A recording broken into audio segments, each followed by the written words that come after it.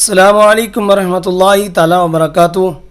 آج کی اس ویڈیو کے اندر ہم بات کرنے والے ہیں کہ اگر کوئی مسلمان کسی کافر کے جنازے میں شرکت کرتا ہے،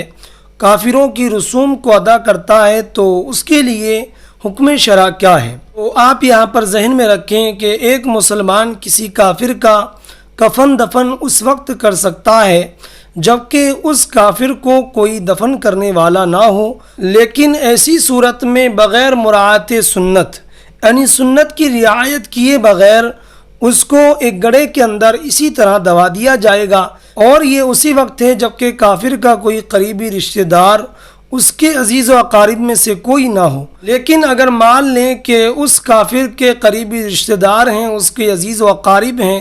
تو ایسی صورت میں جو مسلمان ہے وہ اس کافر کی تجہیز و تکفین نہ کرے، اگرچہ وہ کافر اس کا قریبی رشتہ دار ہی کیوں نہ ہو، لیکن نہ ہی تو اس کے جنازے میں شریک ہو سکتا ہے اور نہ ہی وہ اس کی تجہیز و تکفین کر سکتا ہے۔ لیکن اگر پھر بھی کوئی شخص ان رسوم سے باز نہیں آتا ہے تو ایسے شخص سے توبہ کرائی جائے، اور اگر وہ توبہ کر لیتا ہے تو ٹھیک ہے، لیکن اگر توبہ نہیں کرتا ہے تو ایسی صورت میں جو معاشرے کے مسلمان ہیں، جو قوم کے مسلمان ہیں،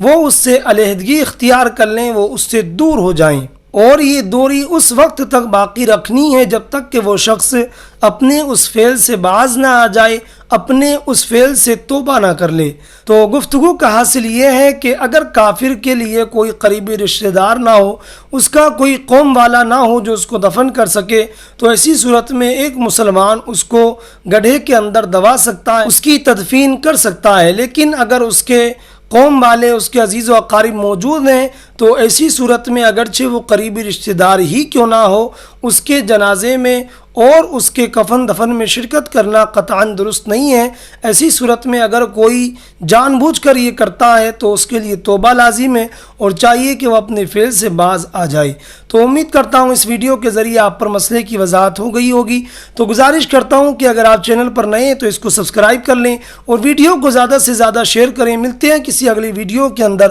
تب تک کے لیے خدا حافظ۔